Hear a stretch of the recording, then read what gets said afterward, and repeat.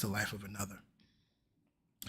So we are in masterclass mode, and as we are in masterclass mode, I want to put this question up on the screen. Many of you have already answered it, but a win for the week as we are naming those things that we desire and seeing those things come into being. What's one good thing that happened this week, big or small, that reminds you that you're right on track? And so you can pop that into the comments. You can also scroll through the comments, because you'll see that there are many people that have already shared some wonderful things that are happening. And again, this is a wonderful way, as you hear the good that is happening in the community, as you hear the good that is happening in the lives of others, you recognize that this same good is available for you and to you.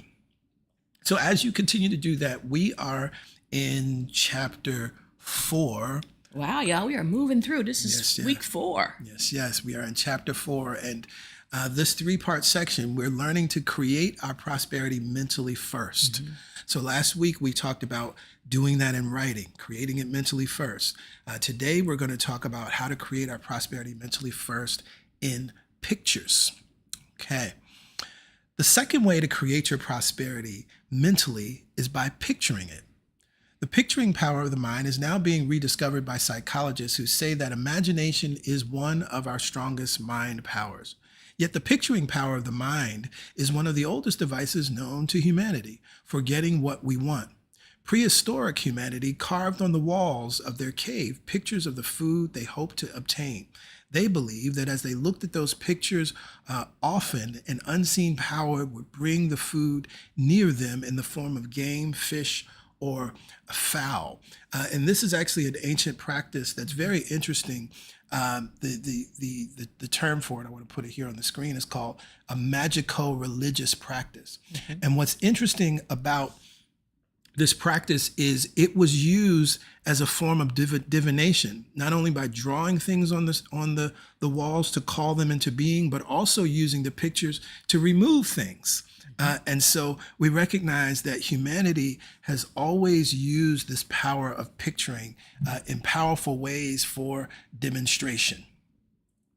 Later, the ancient Egyptians, or Kemetic people, used the picturing power of the mind in their tombs. As soon as a child of royalty was born, a tomb was started for him. On the walls of that tomb were painted pictures of his life up to his death. The pictures showed all the experiences he could desire throughout his life, winning wars, living a happy, victorious life. The Egyptians, or Kemetic people, expected these pictured events to come to pass in the life of the royal child. 2,400 years ago, during the golden age of Greece, the cultured Grecians used this mental law and surrounded prospective mothers with beautiful pictures and statuary in order that the unborn child might receive health and beauty from the mother's mind pictures. Prenatal psychologists are now rediscovering this technique. Absolutely, right? This is something that's very wonderful. And it's actually very important for parents, whether you're expecting or seeking to expect, or even if you just have a young child, to begin to surround yourself and that child with beautiful pictures that represent health and beauty and happiness, radiant health, all of these attributes of prosperity is actually very, very important. And so it's true in the prenatal stage. It's also true once the child comes into being. You know, the other interesting thing about this is we're actually already doing that now in our social media feeds, by what we see every day, what we post every day. You're teaching. Right? We think we got to go to a vision board somewhere, or we have to, as they did in the ancient times, create this tomb of our images. Mm-hmm. But we actually consciously or unconsciously do that every day. Mm-hmm. What are you liking and sharing? Mm-hmm. What are you constantly scrolling through? Mm-hmm. So don't just wait for your vision board. Mm-hmm. Mm-hmm. If you look back at your timeline, it will tell you what you think and what you are accepting into your consciousness. Mm-hmm. Yep, you've heard me say it 1,000 times. Every Facebook post is a prayer. And so it's important to think about that before we post. Like, am I praying this? Do I want to bring this into being? Do I want to reinforce this? Right? Because that's what you're paying attention to. That's what you're tuning God power too, right? That's so deep. I love that. I really, really, really love that. Because that is our modern expression of it. Thousands of years from now, someone will write about our time and say, they used to have this thing called social media, right? And they were always constantly affirming and praying. The power of pictures. Instead of fighting problems, picture your way out of them. The picturing power of the mind turns your rethinking from I cannot have this or it will never happen to me to hope, belief, and finally to the mental acceptance that it can happen to me and it will happen to me. We talked in the previous chapter about the substance of the universe, gold dust, which waits for us to mold it through our thoughts, words, and acts. We mold this substance into tangible, definite results through pictures. We hasten our good by picturing it. Generalities do not produce results because they lack substance and power. Vague hopes and indefinite goals are not convincing to the mind, whereas a clear-cut picture of the good we want activates people, places, and events to cooperate with our pictured desires. Vague hopes, indefinite goals, or conflicting goals. Because one minute you're saying you want this, and then the next minute you're saying you want that, right? It's all that same energy of picturing. And the other thing here, there's an image that I had in my mind because I love always talking about the mold and understanding that substance fills the mold that we provided, right? And she says, generalities do not produce results because they lack substance and power. So think about this. If you had cake batter, right? Just cake batter sitting in a bowl cannot produce results. Once it fills a mold, it's placed in a proper mold and put in the oven, absolutely. But what a lot of people are doing, and maybe some of you watching right here and right now, you have cake batter, right? You're reading text. You may even be affirming something, but you might be back and forth, as PY just talked about. And so you're general in the sense of there's no definiteness and there's no true intention behind it. And so it's not convincing to the mind. You might not even gotten to the point of cake batter. You might just have ingredients. Oh, Lord have mercy. You might have a whole library full of books that you have not, you might have read them, but you haven't integrated them. You haven't brought them in to make a batter yet. Lord have mercy. A distraught housewife complained that her husband had been promised a job transfer and promotion for 3 years. Because of company politics, apparently he had been sidetracked. Pleading with the boss, prayer, and other methods simply had not worked. A job with the company was open in this couple's home state, and they had requested a transfer to that job. Another couple was equally anxious to be transferred into the first couple's present location. In both instances, the requests for transfer had been turned down, and the job vacancies remained unfulfilled. I suggested to this frustrated wife that she get busy picturing herself and her husband back in their home state among relatives and friends, that she make out a moving list of all the things she would have to do before they could move, that she get travel folders with colorful pictures depicting her home state and look at those folders often. In her meditation, she was to live mentally in the desired situation, seeing her husband happy in his new job and seeing them together as they enjoyed the tropical scenes of their home state. She tried it, and for a number of weeks, nothing happened.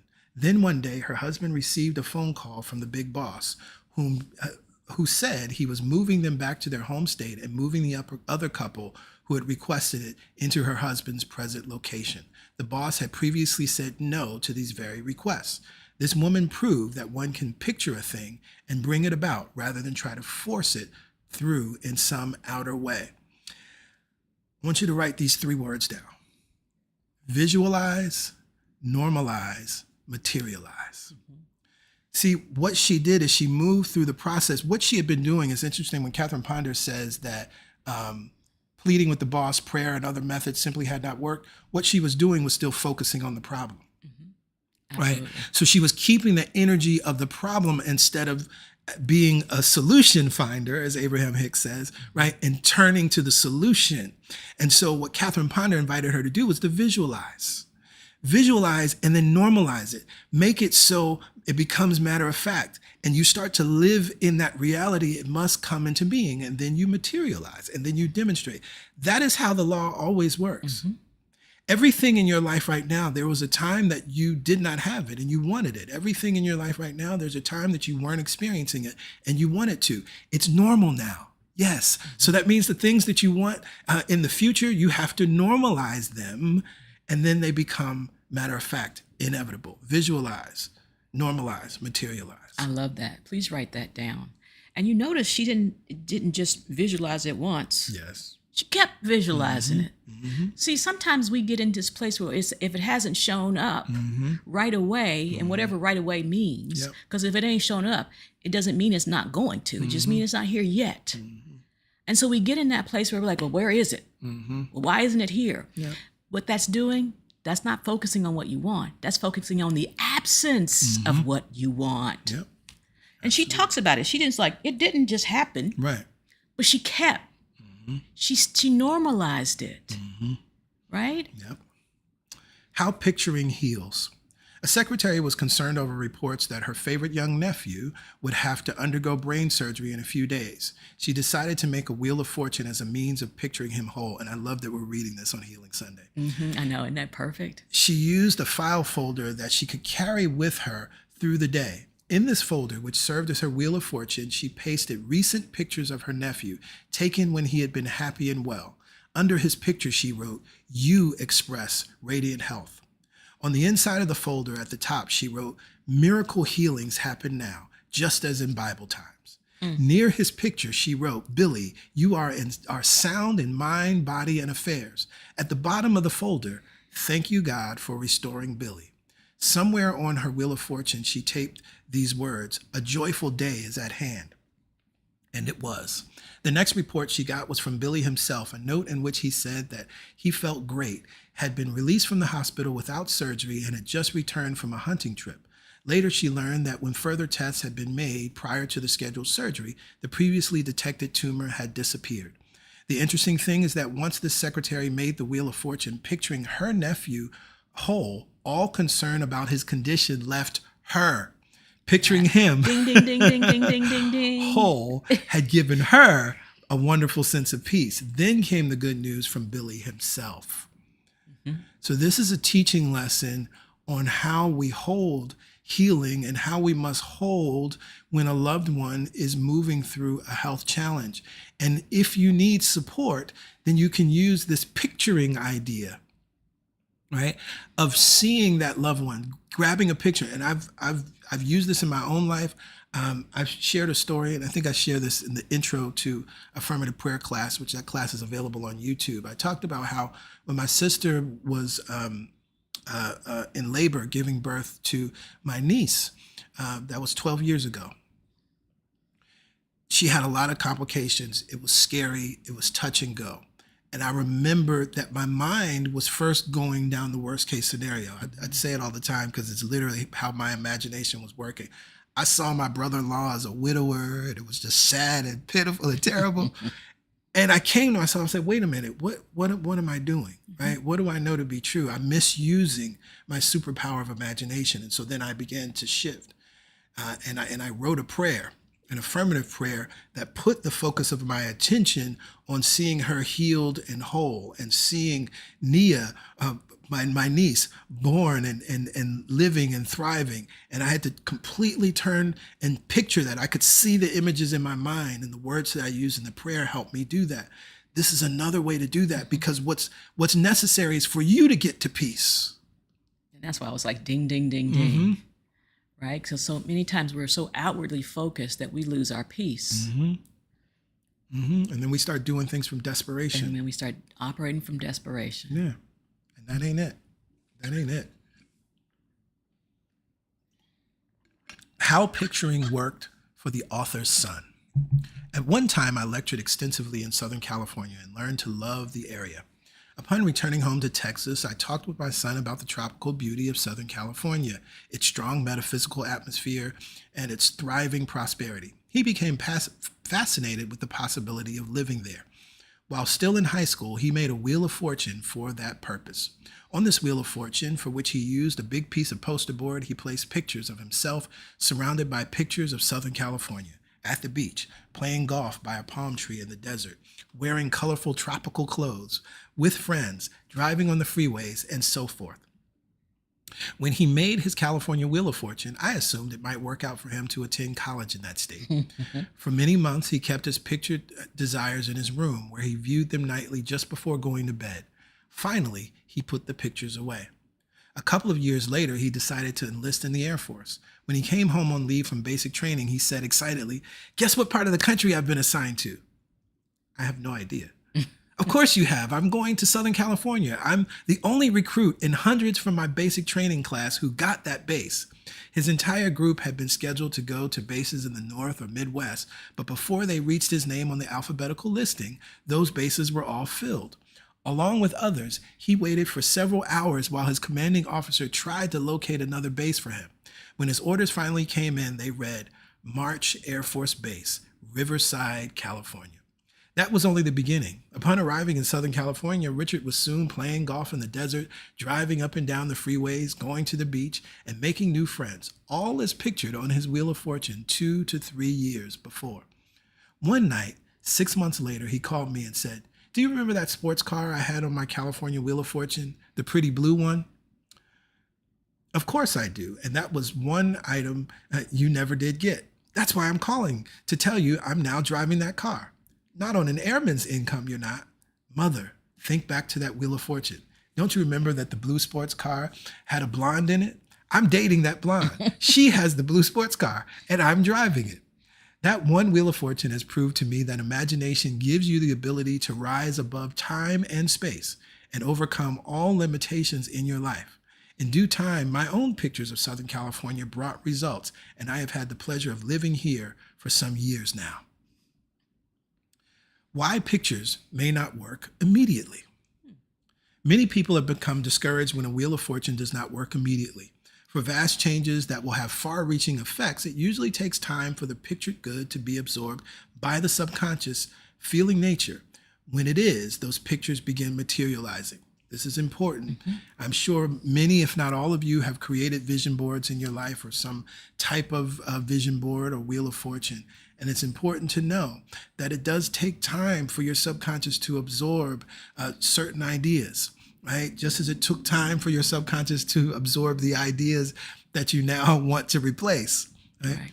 And that's why it's so important to do the release work so that you're creating the space for your subconscious mind to accept these new ideas. Create the vacuum. You got to create the vacuum first. What just talk, y'all? Yes, right? yes. There's a lot of people out there vision boarding, but their mind is full. Their subconscious mind, which is the receptive center, is full of what they no longer want, no longer desire, or weren't even allowed to desire, right? And so we gotta empty it, keep emptying it, and keep making space. I once had a friend who lived in the Midwest. She and her husband wanted to move to Florida, and they made a Wheel of Fortune for that purpose. Within a year, they were living in Florida, but it was 4 years before the home, the right jobs for both of them, their boat, and new friends shown on their Wheel of Fortune appeared. The pictured good comes to pass as fast as the subconscious mind can accept it, and that's a loving process. Right. Because many times we want all these things, but we're not ready for them. We're not mentally, spiritually ready for them. Remember those questions from the writing chapter last week? In those 3 lists, what do I want to eliminate? What do I want? And what am I grateful for? And she talked about not only are these desires ethical, but are you actually really ready for them? Are you ready for it?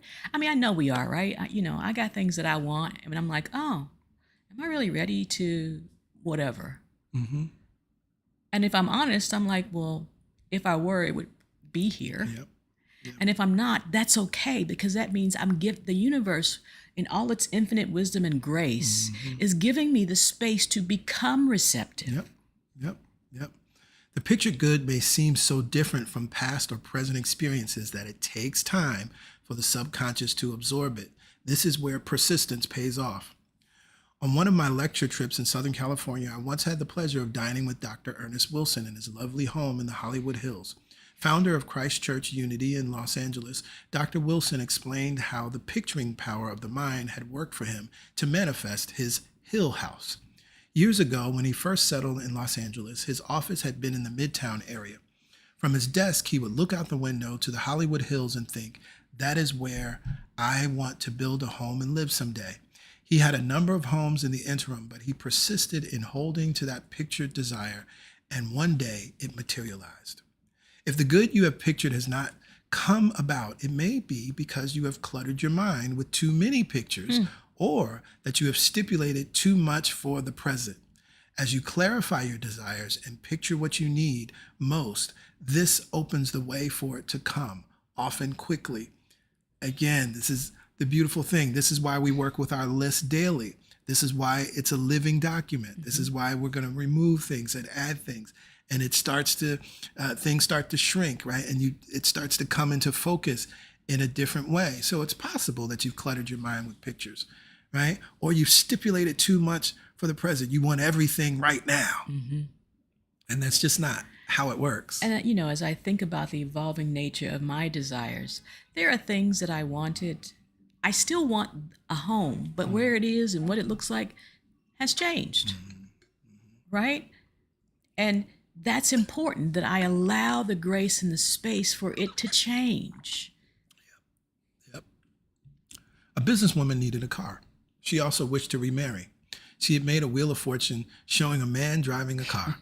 Nothing happened until she began to picture only the car she needed without the man in it. Then a relative wrote to her saying she wished to dispose of a car she owned and asked this woman to accept it as a gift. Since she had just entered a new profession, which she was still learning, the time was not right for her to concentrate on a new marriage too. Once she had clarified that in her mental pictures, what she needed quickly appeared, right? And so again, be honest with yourself. There was nothing wrong with the desire to get married, but actually when she was honest with herself, she's like, wait, with this career and what I have going on, I'm not going to be able to focus on a relationship. And then if the relationship went south, then you're mad at the universe and mad at God for giving you something and it didn't work out, right? New business comes through picturing it. A housewife made a wheel of fortune for her husband. He had been working overtime the year round in a field of work that no longer interested him. On her wheel of fortune, she pictured a lovely swimming pool, large lawn, and terrace area.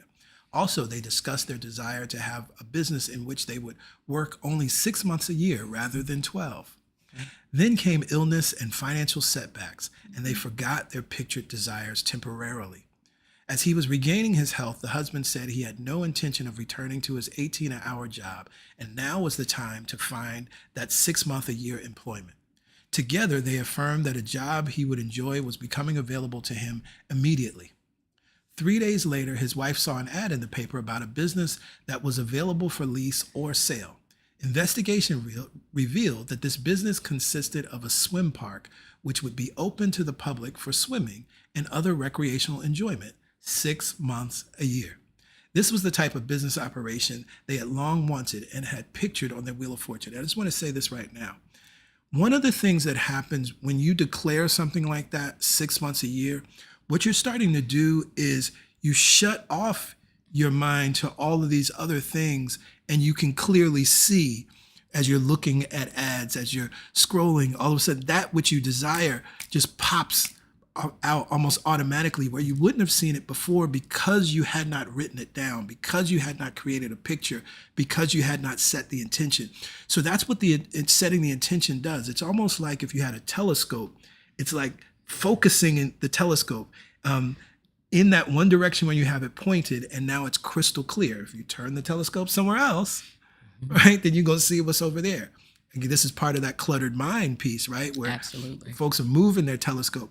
But if you set your telescope and focus it and keep it in that one direction, inevitably you're going to see what it is that you want to see. And there was enough of a picture. They didn't say we want a swimming park, right? A business that we can operate, a business that we would enjoy, that we could operate for 6 months out of the year, right? And then based on everything else they already desired, right, the focus narrowed into the thing that they really wanted. Yep. But if they had said a swimming park, because the subconscious mind would have been looking for specific instances of that thing, it might have taken a bit longer to materialize. But because they were open, they had enough detail, right? They didn't say blah, blah, blah, blah, blah, blah, and it has to be here, and it has to... They had enough detail where they could keep themselves in the joy of picturing it. Yeah. And they trusted life. They trust God. They trust the universe, right? Uh-huh, This or something better. And if you don't believe that they trust this next sentence, though he had no capital, the man was able to borrow the money needed to lease the business for a year with an option to purchase later. So they set their intention, ain't had no money, and were desiring something that most people don't think is possible. Right. You can't work 6 months out of the year. What are you talking about? Right. Right. It reminds me of the two of us as I read this, because that's how we started CSC. Right? Everything in the external world said, what are you doing? Like, y'all shouldn't be doing this right now. You don't have the funds. You don't have this. You don't have that. You just got an eviction notice. How are you going to start a spiritual center that you believe will impact the world and impact thousands of lives? Right? But we understand this process. Right. And we stayed in the joy of the idea. And let it unfold as it would. It unfold, and it unfolded actually quickly, right? And beautifully. And here we are. Yes. In the same apartment. Yes. Right? Yes. Though he had no capital, the man was able to borrow the money needed to lease the business for a year with an option to purchase later. During the first year in the new business, he lost $5,000 in its operation, yet felt he still wanted to buy it. When he was unable to come to terms with the owner, the business was sold to someone else. Lord, y'all. But instead of becoming discouraged, he felt so strongly that this was his divinely designed business that he said to his wife, honey, don't worry because someone else bought it. We have put many hours of love and work into its improvement. During the year, we leased it, so it's really ours. I feel this so completely that I'll just continue picturing it as belonging to us. And he did.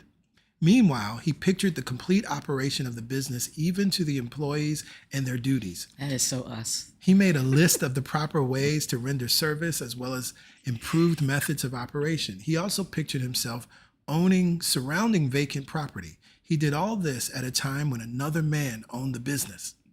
Then one day it happened. The new owner contacted him, asked his advice, and confided that he wished to dispose of the business in order to buy another one. Further discussions brought them to financial terms, and the sale was closed. The man who had pictured all this got out his list of improvements and went into action to hire the employees he had previously visualized. Not only did this man get what he wanted through picturing, but everyone involved profited. First, the owner sold the property at a good profit. The second owner then disposed of the property and thereby was able to acquire the property he really wanted. The man doing the picturing, who became the third owner, was able to buy the property at the price and on the terms that were right for him. I highlighted that because this is another one of those principles. It reminds me of Think and Grow Rich, right? I will engage in no transaction that does not mutually benefit all whom it affects. This is one of the hallmarks of prosperity, right? It's never that which you desire and that which you receive. You're never the sole beneficiary. Right? I've also shared this other prosperity secret, and sort of manifestation secret, that which you desire, you should always think about how will it benefit others? Because when you can see the ways in which it benefits more than just you, that actually speeds up the process. He was later able to buy surrounding property as pictured. He has since had a thriving business which provided for him and his family far more adequately than his previous job had. He proved the power of pictures. Now, Catherine Ponder's reading your mind as you heard the story. If you are wondering whether this man had the right to picture this property as his when it belonged to someone else, remember a great truth. The word desire means of the Father, which she wrote in the previous chapter. As you dare to picture God-given desires, everyone involved is blessed and guided into their highest good. So to the extent that you're picturing in this case, it was still about the highest good. Again, engaging in no transaction that does not mutually benefit all whom it affects. And so stealing from someone wouldn't be mutually beneficial, right? So it has to operate in that highest and best. And we see how every person involved benefited in the right way for each of them. Absolutely. Also, remember that the action of the mind is to picture. If you are not constantly picturing what you want in a constructive way, you are unconsciously picturing what you do not want in a destructive way and continue to hold problems to you. So the other thing that this man was doing in a constructive and beautiful way was not focusing on the problem, right? He was able to use that time when he wasn't the owner to picture in a constructive way, because otherwise he would have been down on himself. He would have been complaining. He would have been like, what's wrong with me? Why was I thinking I could do something like this? You silly man. Absolutely. Right. This is so important and so powerful. It's not, if you're not consciously picturing what you want in a constructive way. Now, sometimes we think by worrying about something, by using the power of our mind to think through what we think are the options, we're creating in a constructive way. We are not. Yeah. Yep. Say it. We are not creating in a constructive way. We are using the imagination, the power of our mind to do some destructive creation because you're worrying. And how do you know if it's constructive? Do you feel good when you think about it?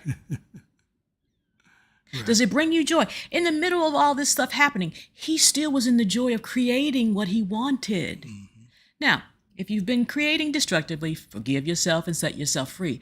The moment you realize it doesn't feel good the way I'm thinking about XYZ, stop. Stop. What could I think in this moment that would make me feel good about where I am in my life? Yeah. That's what I call a love-based question. Absolutely. You can ask fear-based questions. Why is this happening to me? When is it, or how long is it going to take? And all those kinds of things. In his case, why did somebody else buy my business? He didn't think that. He was using the power of his mind to think and ask love-based questions. How can I think about this business and plan for its future? What kind of employees would I love to have here? Yep. You see the difference? Right. Fear-based questions would never put you in joy. They will keep you worried and fear and doubt about what's possible for you, and they will shut it down completely. Judgment and criticism. You'll feel guilty. It's full of shame. All of that. All of that. Right. And the thing is, the way that the law works, right, because the law just works, just as she talks about here, you can picture constructively or destructively. Either way, you're going to receive results. Every question is answered. If it's a love-based question, it will be answered. If it's a fear-based question, it will be answered. And that's the beauty of it, because we don't realize how powerful our minds are until we start to look at the kinds of questions we're asking of the universe. We're always in conversation, and the universe is always responding, not to judge you, not to test you or torture you, but it can only respond to what you ask. And that's its nature, to respond. It responds. Right. If I sat up here and said, well, why is this taking so long? Well, then guess what I would get? All the reasons why it's taking so long. And it's probably because of the way I'm thinking about it, why it's taking so long, right? Or I can say, how can I be in the joy of creating this and allow it to come to me easily? You see the difference in energy and tone and feeling?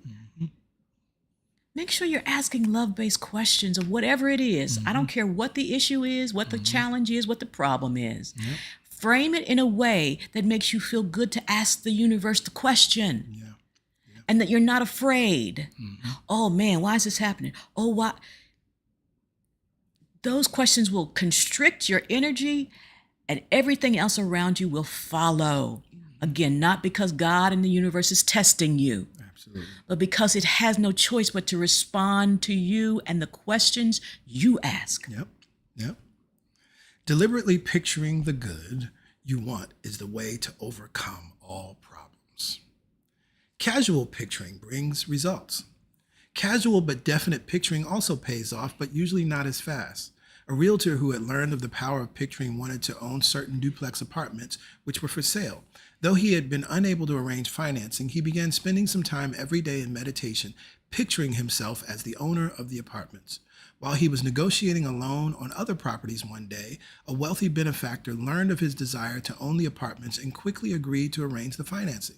This amazed the realtor, who had not previously considered approaching this man since the latter was financing so many of his other business deals. As a little girl, I often longed for a birthstone ring in the shape of a heart. I was born on Valentine's Day. I love the Catherine Bonner. But I had never mentioned my desire to anyone since my childhood had been far from affluent. Several decades after my childhood picturing, I received a long-distance call from a woman I had never seen. She said that after studying one of my books, she had inherited a sizable estate. A part of the legacy was a mansion filled with valuable antiques, silver, and jewelry. She said that in appreciation for my writings, she wished to share with me something from her inheritance. The thought had come often, she said, to give me a certain ring. Rather timidly, she said, "You may not care for it because it's only an amethyst, which is not an expensive stone." I found myself saying, "An amethyst? Why, I've wanted an amethyst for years. That's my birthstone." "Yes, but you might not want this one. It's different. It's in the shape of a heart." While I tried to find words, she explained that the ring had been part of a valuable art collection which had come down through the generations as a cherished possession.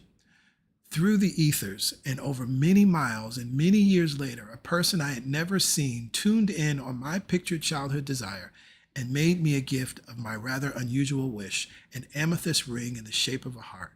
It was beautiful, and I have worn it as a reminder of the picturing power of the mind. And they both received, right? The woman wanted to give Catherine Ponder something for inspiring her. And Catherine Ponder had always wanted this thing. She didn't push it and force. She didn't say, if I was worthy of this ring, it would materialize. She just lightly placed it out there. And she felt the energy of, oh, this feels good. I would love to have this. And they both received what they wanted. What about inheritance of prosperity? When I talk about people demonstrating prosperity through inheritance, there are always some self-righteous protests. But I don't want to demonstrate prosperity through inheritance. Why not? If the soul of a person is going to pass on anyway, why shouldn't you benefit from it? Someone will. It is rather presumptuous to think your prayers for prosperity or your pictures of it would cause a person to die, just so your desires could come true. Yeah, that's not how All it right, so works. first of all, hear that, receive that. Somebody Yes. needs to hear that, right? You're not causing someone's death. The spirit of a person passes from this earth plane through soul choice. They draw to them the experience, the circumstances and events appropriate for their passing, according to their innermost nature and accumulated karma. The most your pictures for prosperity could do would be to influence them to arrange their financial affairs to benefit you at the time when they pass on. But to think your desires for greater good would take them from this earth plane just to benefit you is rather far-fetched. Right. I feel like somebody needs to hear that, or multiple people need to hear. Prosperity can come in all kinds of ways, and you're not causing the demise of someone else because this is one of the ways it comes. Right. You're not. That's just not the way it works. A good rule of thought to follow is simply to picture your desired good, then let it come as, when, and through whom it may. If the most natural, normal channel is an inheritance, then accept it.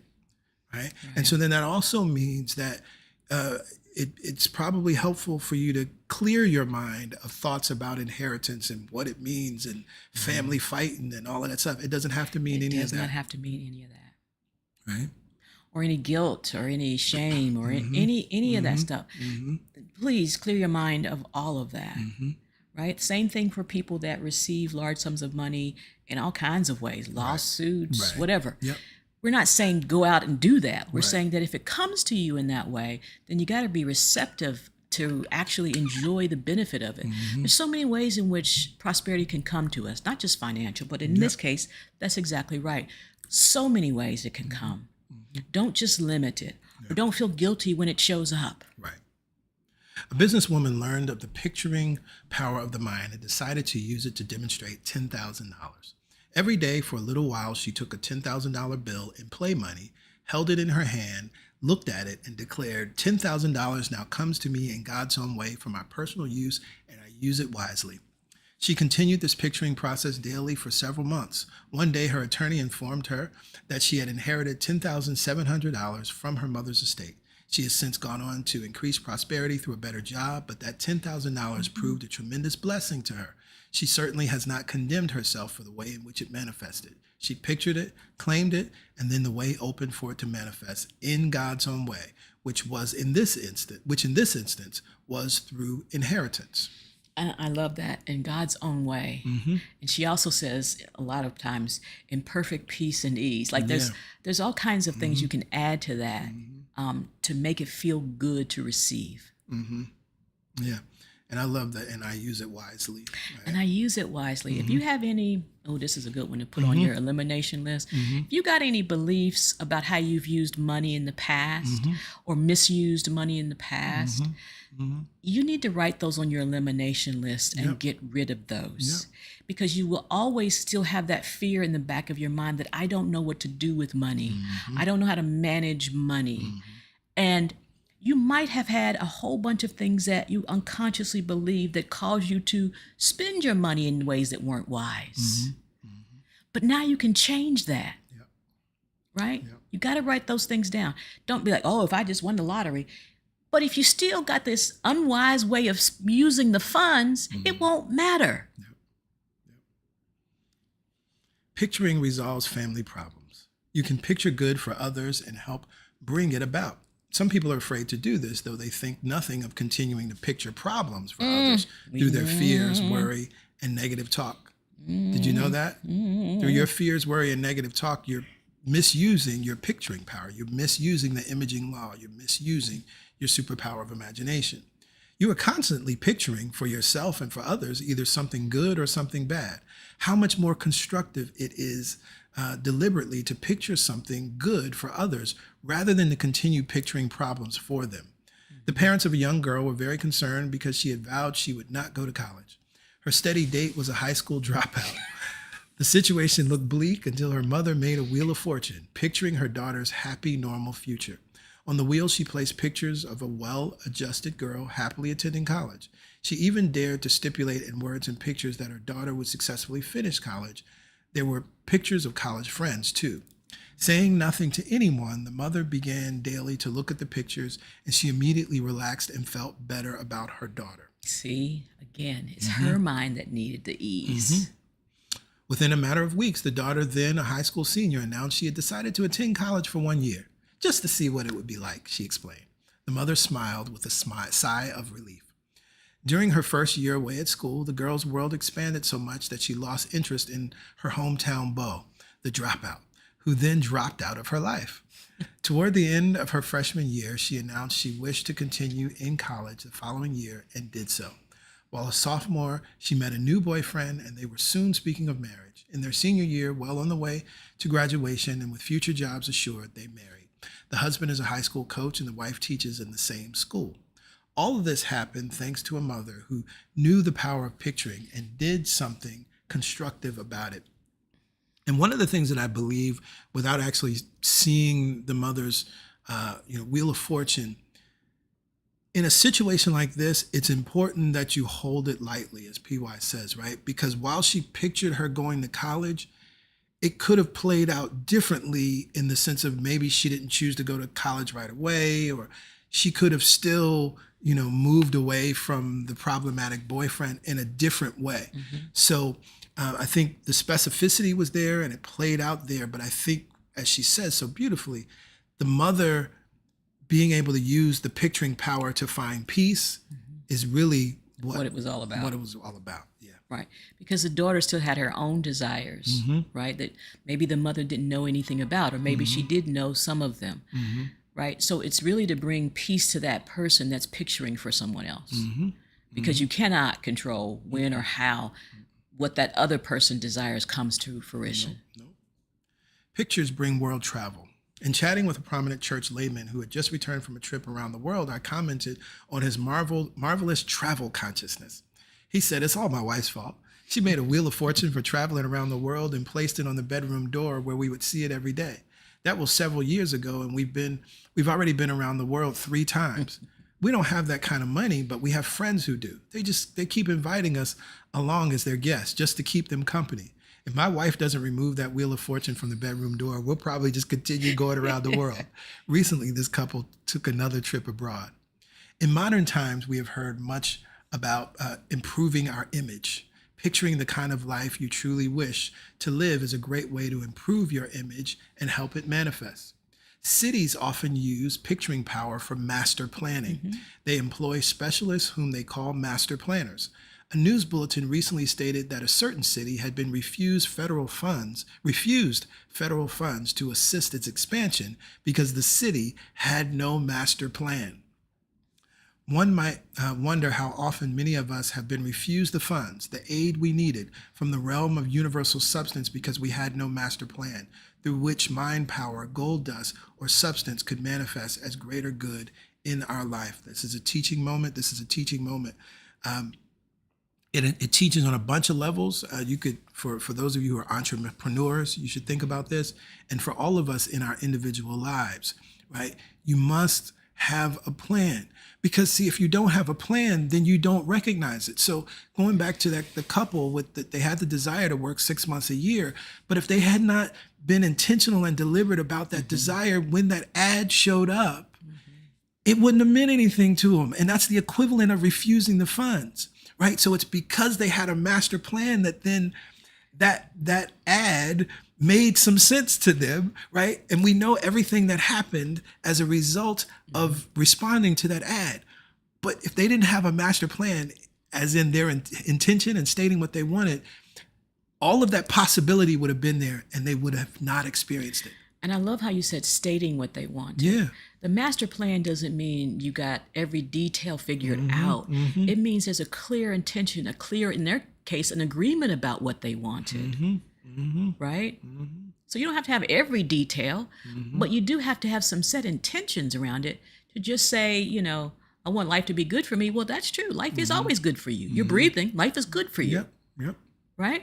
Yep. But until you clearly state, how can I travel around the world and do it inexpensively, or how can I do it with ease? And how can I meet whatever the question is, but you got to have some intentions established. Yeah. And understanding this is also then why we can emphatically state and know that God is never withholding anything from us. Never. God doesn't reward us and God doesn't punish us, right? We recognize that, oh, yeah, of course, I can understand this, right? The city didn't have a master plan. Why would they? There's no way for them to receive federal funds for that, right? So it really is the same for each and every one of us. Absolutely. Absolutely.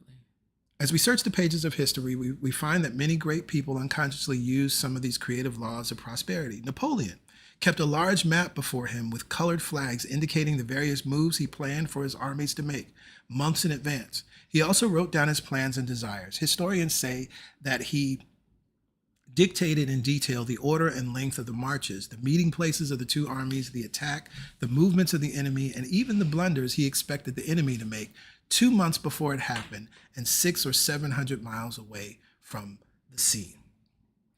Now, what I love about this story is not necessarily Napoleon.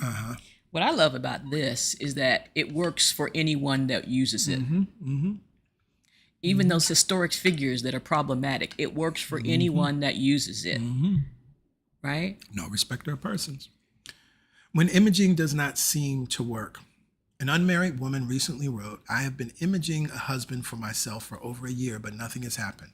She described in great detail the ways she had gone about this picturing process. She also wrote of several broken romances. Perhaps there was a need for forgiveness and release in connection with those broken romances. Any of you that have worked with us one-on-one, y'all already know, right? This is always true. And I'm thinking about a few people that I've spoken with recently. I was speaking with someone a few months ago who was having some trouble in their new business. And after asking some questions, it turned out that when she was leaving her previous job to start this new business, there was a lot of stuff that happened. Lawsuits were, there was some, it was terrible. And so I recognized that the calamity that she was experiencing in her business now was the result of not having done forgiveness work before she started that new business. And so she was just bringing all of that energy into her new business. So this is what happens for many of us, right? You're like, oh, this is not working out for me. Why? I pictured it. I wrote it down. I did all of these things. Perhaps there was a need for forgiveness and release in connection with those broken romances. Or whatever you feel, quote unquote, is broken, right? I mean, if you want a new home, for example, you gotta release the place where you are. If there's any issues with that place, you gotta do the forgiveness and the release work around that. And then here's the other piece. Mutually beneficial. You see the place where you currently are filled with somebody else who would love it as you move on to the next. Yep. All of those things are important. I also had the feeling that the young woman was working too hard mentally, so that she was repelling rather than attracting her desires. She seemed to be trying mentally to force results. Uh-oh. She's on somebody's street right now. Actually, she's sitting on your couch right now. She's in your house sitting on your couch sipping lemonade. She seemed to be trying mentally to force results. That's not what a prosperous person does, right? So we go on. After making your wheel of fortune, work with it. Wait, did I skip the page? Oh, no, that's right. After making your wheel of fortune, work with it daily for a time. When you get a sense of peace about it or lose interest in it, that usually indicates you are ready to release your desires and let them work out. My son has often said, when I put my wheel of fortune in the basement, that's when it works. There comes a time to observe a Sabbath, a day of rest. Just relax. Prosperous people operate from a place of relaxation, giving your desired good the light touch. What does PY say? Hold it lightly. Have a vision. Hold it lightly. This is the time to let go and trust, or to let go and let God. Once the work is done on the mental plane, you can be assured your pictured good will manifest on the outer plane just as soon as the time, people, and events have arranged themselves accordingly. Such details are not up to you. This is the time to remind yourself that you have only to picture a thing and bring it through, rather than try to reason it through or force results. Right. That's almost like you hustling and grinding for your prosperity. Right? You was out there hustling in the world, trying to make things happen. Now you're trying to force them mentally. It's that same energy. You know when it feels constricted, when you've been doing too much, pushing too hard, worrying too often. Yep. Suggestions for making a wheel of fortune. I want to make sure we got to this so that everyone has this information. An engineer in Alabama designed a wheel of fortune which worked so well for him that he went from a mediocre job in the Deep South to a multi-million-dollar construction job in the Midwest.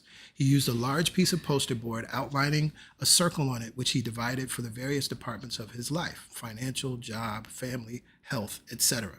In each segment, he placed pictures of the good he wished in that phase of his life. Here are some further suggestions.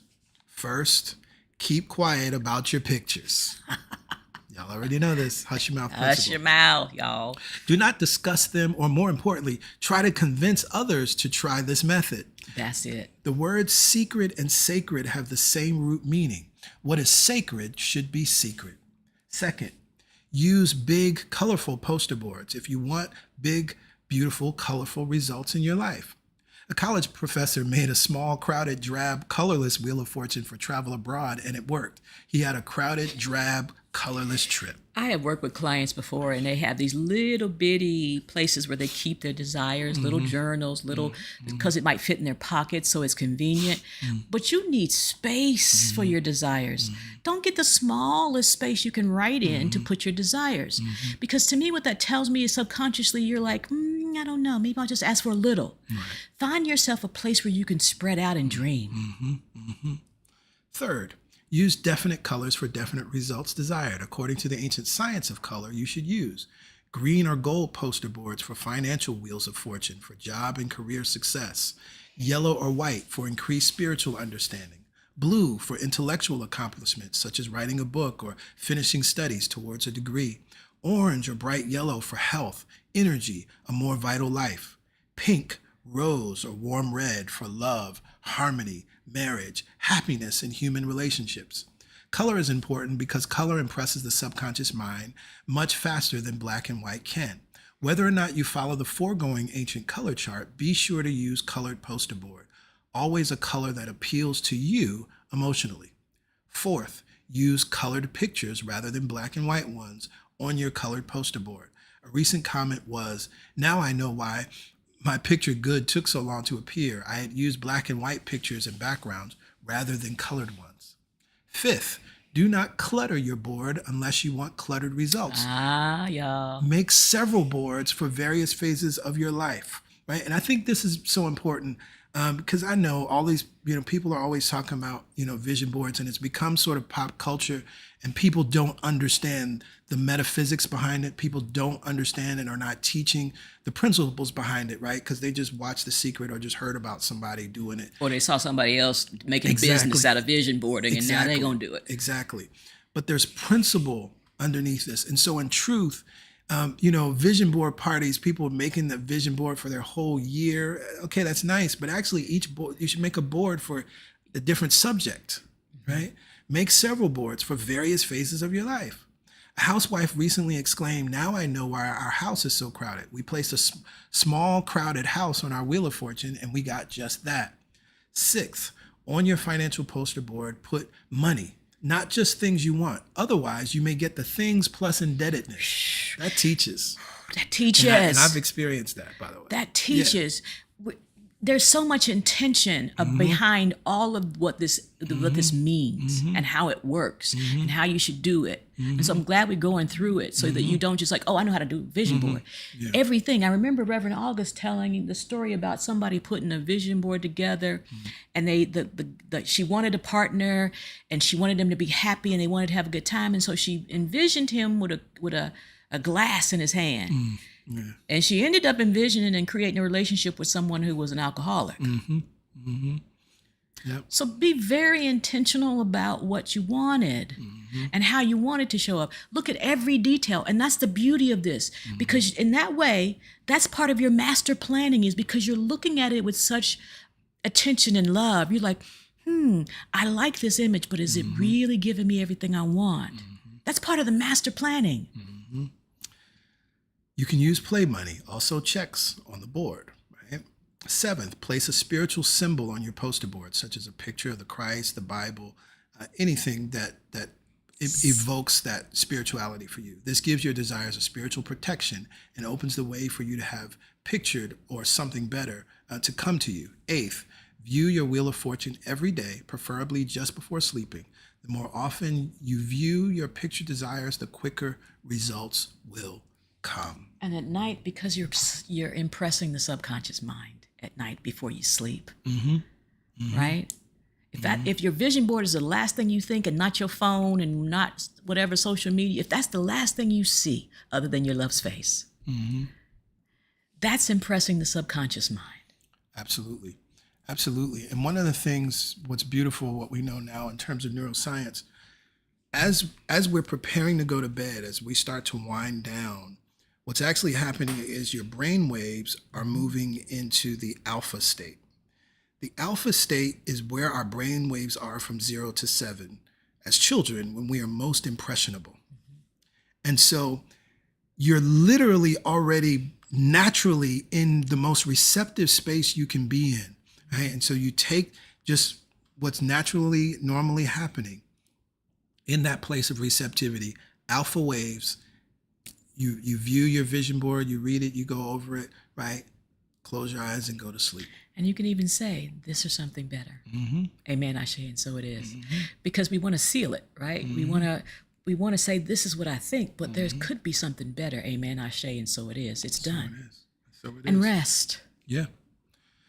So as a reminder, your assignment is to read this chapter again. Of course, your assignment is to get started on your own Wheel of Fortune. Additionally, as you have questions, as you're rereading this, or as you're rewatching this, again, you can always come back to this stream. It will also replay on Wednesdays. Send in your questions to truthsunday@celebrationsc.org. You have not because you asked not. So no one has sent us in questions, and so we can't incorporate those questions into the live stream, but we're happy to. We want to support you in clarifying your understanding. So you can send in those questions, but continue to focus on this chapter. And of course, the next week, we'll be moving forward with chapter 5, which is the third part of creating your prosperity mentally first. We've talked about writing, we've talked about in pictures, and so the next will be with the spoken word. Love it, love it, love it. Shout out to the Prosperity Circle. We love you, we see you, and we'll be chatting with you in the circle this week. And so in this moment, it is time for giving. And what we always say and teach and continually is that as you give, you receive. And what that means is we recognize that giving is based on the law of circulation. It's a complete cycle. That when I give something, I have to open my hand. And by the act of giving, I have now made myself receptive to receiving. And PY spoke to that in the meditation today, right? So as soon as I give, I'm already in receiving mode. And as soon as I receive, I must automatically be in giving mode and I stay in the flow. It's just like breathing, right? I breathe in, I'm receiving. When I breathe out, I give. And now I'm prepared to what? Receive again. That's all giving is really about, y'all. Right? And so as spiritual people, we understand that we give where we're spiritually fed, right? That's how we operate in this space of giving. But recognizing that we know the source that we're giving from, we know that it's easy and effortless, we know that it's circulation, and we know that we're setting ourselves up for receptivity. And so as we give, then we can affirm this powerful truth. All the money that I circulate, all the money that I circulate, returns to me multiplied. Returns to me multiplied. In a never-ending cycle. In a never-ending cycle. Of increase. And enjoyment. And enjoyment. To that we say amen. Amen. Ashe. Ashe. And so it is. And so it is.